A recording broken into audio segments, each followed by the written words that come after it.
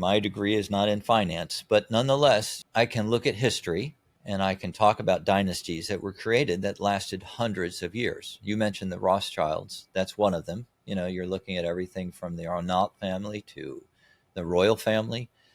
And what do those stories tell us?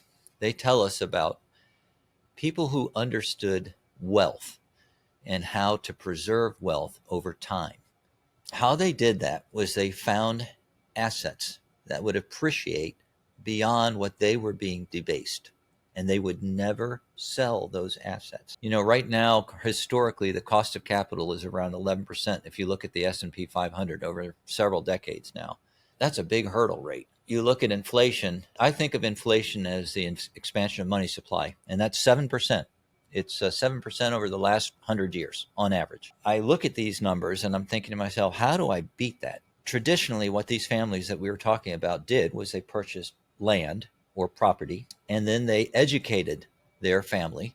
And they actually did this. As the years went by, they created banks. The Rothschild, of course, the famous banking family, because that's a great way to make money, and lending out other people's monies. We, as Bitcoiners, we have something that every bank would want. We have something when we hold Bitcoin that every nation state's going to want. We have we call it pristine collateral, and it is unencumbered. And if you look at its rate of return, it's CAGR, cumulative annual growth rate, which I forgot to mention, by the way. So as an aside, talking about a tenth of a Bitcoin, you know, cumulative interest is really hard for people to understand. It's just difficult. And it's because it happens so quickly at the end. You know, you can take Bitcoin's CAGR, cumulative annual growth rate, and go, if you're online right now, you can just type in reverse CAGR calculator or do it on ChatGPT and put in a tenth of a Bitcoin, 10 grand. And then put in for what I'm going to say is 20 years, okay? Because that's when it just goes insane. Put it in for 20 years. Now you pick your own rate that you think Bitcoin's going to grow over the next 20 years. I put down, you know, if you use 55% where it's gone for the last 5 years, it's been 55%. If you put that in there, it comes out to 64 million bucks. But let's just say that, and this was the pushback, and I think it's valid. Let's just say that there really are decreasing returns going forward. Now, I think that there's decreasing volatility going forward, but I'm not sure that there is decreasing returns. But let's just say you believe it and you put in 40%. It still comes out to, I think it's like $8.5 million.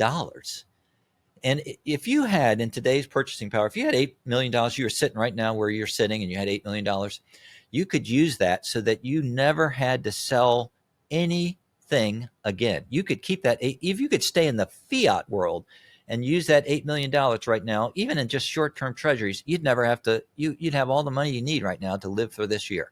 And I think that we're going to have a much better system going forward. Right now, with the repeal of SOB 121, in the next 12 to 24 months, we are going to see a massive avalanche of lending products coming into our space. And I know that we all have PTSD from 22, and we're all going, and you should remember, Bitcoin does not generate yield, no yield. If you hold it on a hardware wallet, it's just like a stick of gold in my hand right now. You don't get any yield off of it. So if you're getting yield, it's coming from somewhere.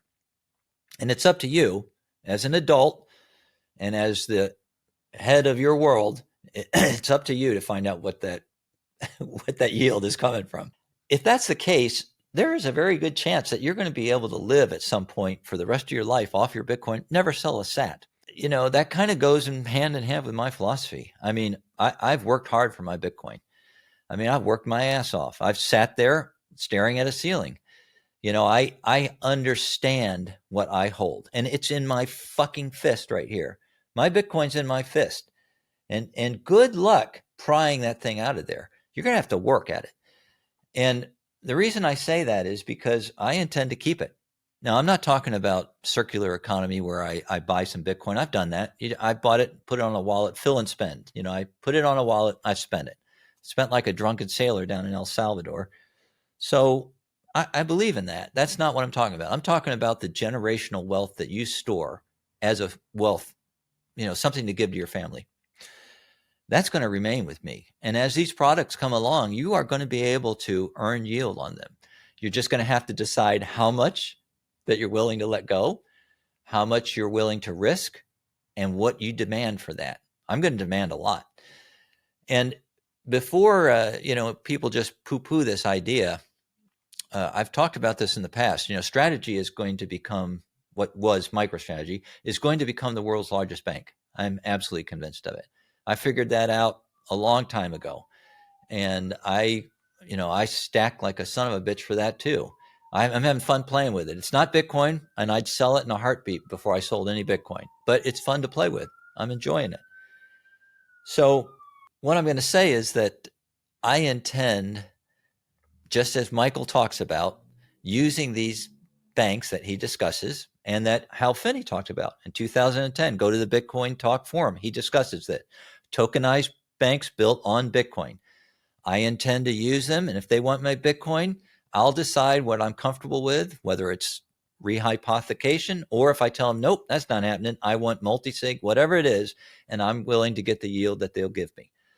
So I hope that kind of answers the question of, how I feel about this idea of die, borrow, or buy, borrow, die dynasty, because I just add the dynasty part of it. I think that we can do this as Bitcoiners. I think you're sitting right now, you in particular, you're going to create generational wealth. Your family's going to talk about you.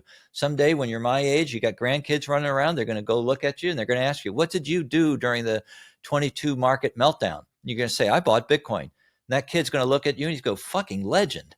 That's going to be you. It's going to be other people that are like that. Fucking legend. And there are people that are going to be in gratitude for what Bitcoiners like myself and others are doing right now. You got to stack for other people. Yeah, could not agree more, George. You studied, Bitcoin for, thousands of hours. You got in, you came back to it, restudied just to, ensure your conviction of it. But the average person really is not going to put that work in or have time to do it, whatever the reason is. Like, how has Bitcoin changed you? I mean, because like we all have this story. I mean, like you were such an accomplished human before this, obviously in Top Gun, flying for Delta Airlines, you're painting now, like you're such an accomplished person. And like you said before, like this definitely, and you look like the most interesting man in the world. So you are, and you look like the most interesting man in the world. So how is it, as the Max Kaiser saying goes, you don't change Bitcoin, Bitcoin changes you. How has Bitcoin changed you? Well, first off, I'm just a pleb. I mean it. I'm like an 80 IQ pleb. And think of me as a guy that's in the trenches. I mean, I got my armor on. I'm a warrior. If you've ever looked at the Emperor Shi Huang in 200 BC with all those terracotta clay soldiers, 8,000 of them. Have you ever seen that where they're buried in the ground? That is incredible. They've been sitting in there for, they've been in there for 2,000 years just waiting. And some farmers in the 70s discovered them and they started digging them up. And they tour, by the way, in the U.S. If you ever get a chance, you need to go to one of the tours if it comes to a museum near you. But anyway, that's me. I'm just down there in the trenches. There are some really smart people. A lot of people don't know this, but they've found 6 of them so far. There's 6 generals in there with those troops. And they look different. And they're the smart guys. They're people like Booth. I mean, he's Jeff Booth. He's one of those guys. He's kind of directing people. But I'm just a pleb. But, the thing is that Bitcoin's just freed me up. I used to, like I told you, before 2008, I'm just working my ass off constantly, always trying to somehow preserve, build wealth. What a pain in the ass. And now look at me. I mean, I'm sure you'll go to a full screen of my video and post-production. You can see where I'm sitting. You know what? I don't have to worry about anything right now. I'm just enjoying my life. I just took up scuba diving. I'm painting, I'm creating work here. Some of these paintings you see, they'll be here for 200, 300 years. I mean, they're not going anywhere. And they're built on archival products that will last. And I'm just enjoying life. I don't have to do any of that running around on that hamster wheel that we talked about. I just want to give people the idea that that can be you too. I'm not saying you don't have to put in work. You're working your ass off right now. You're probably going to daycare. You might be listening to this thinking, this guy's yeah, that's for you. Well, this can be you too. I did have to put a lot of work in. I mean, I didn't get here. I didn't teleport myself from where the hell I was to here. I didn't go into a magic warp tunnel and get here. I worked my ass off to get here. So you got to work, and you've got to study. And, if you don't have time, if you're busy and you're just sitting there going, man, I'm already overwhelmed, then, maybe just listen to podcasts like this. Do what you can to get some. If you got a 401k plan, get something into Bitcoin. Right now, BlackRock, Fidelity, these are a lot smarter people than I am. They're recommending you hold Bitcoin inside your retirement. So do it. Just get off your ass and do it. And, someday you'll be sitting here like, I'm just relaxed in life. I don't know how to explain. It's like, and I don't give a shit what these other people do. You talk about politics and stuff. I don't care. You know what? I don't give a shit what the Fed does. I don't, and that, they can print a bunch of those little pieces of confetti. I don't really care. You can do whatever you want. Well, you want to have that freedom. It's like, you just want to be free and you want to be able to relax. At some point in your life, you're going to want to look back and you're going to go, I just want to take a deep breath here. I want to go play with my grandkids. I want to go take them somewhere and, have them sit on my knee and tell me I'm a legend and just have fun. If you like that clip, then you definitely got to check out this next spicy clip. I think you're really going to like it. Come on, check it out. But if you want the full version, the full interview, then check that out over here. Come on, do it. I'll see you in there.